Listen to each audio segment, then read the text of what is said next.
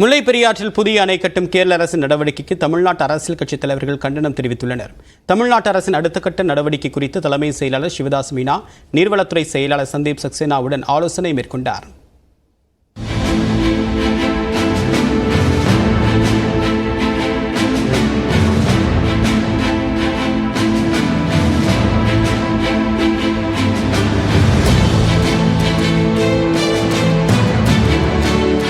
முல்லை பெரியார் அணைக்கு கீழே புதிய அணை கட்ட கேரள அரசு முடிவு செய்துள்ளது.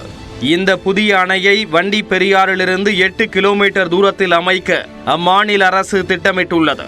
முல்லை பெரியாற்றின் குறுக்கே புதிய அணையை கட்டுவதாலும் புதிய அணை கட்டப்பட்ட பிறகு இப்போதுள்ள பழைய அணையை இடிப்பதாலும் சுற்றுச்சூழலுக்கு ஏற்படும் பாதிப்புகள் குறித்து ஆய்வு செய்வதற்கான வரம்புகளை நிர்ணயிக்க வேண்டும் எனவும் கடந்த பிப்ரவரி மாதம் மத்திய அரசின் சுற்றுச்சூழல் நிபுணர் மதிப்பீட்டு குழுவிடம் கேரள அரசு விண்ணப்பித்திருந்தது. இந்நிலையில் இந்த விண்ணப்பம் வரும் 28ஆம் தேதி மதிப்பீட்டு குழுவின் பரிசீலனைக்காக பட்டியலிடப்பட்டுள்ளது.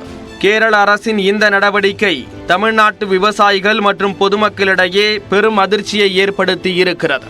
இது தொடர்பாக அறிக்கை வெளியிட்டுள்ள பாமக தலைவர் அன்புமணி ராமதாஸ், முல்லை பெரியாற்றின் குறுக்கே புதிய அணை கட்ட கேரள அரசு திட்டமிட்டுள்ள நிலையில் அதற்கு மத்திய அரசு ஒப்புதல் அளிக்க கூடாது என வலியுறுத்தியுள்ளார்.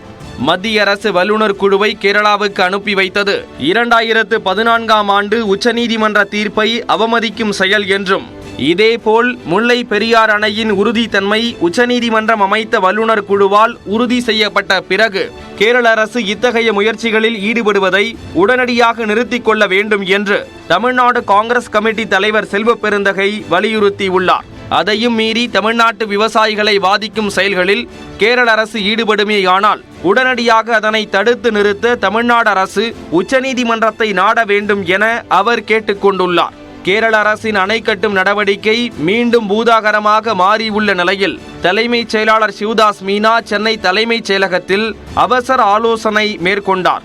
புதிய அணை கட்டும் விவகாரத்தில் அரசின் அடுத்த கட்ட நடவடிக்கை குறித்து நீர்வளத்துறை செயலாளர் சந்தீப் சக்சேனாவுடன் ஆலோசனை நடத்தியதாகவும், டெல்லியில் நடைபெற்ற காவிரி மேலாண்மை ஆணைய கூட்டம் தொடர்பாகவும் ஆலோசனை நடத்தியதாக தகவல்கள் தெரிவிக்கின்றன.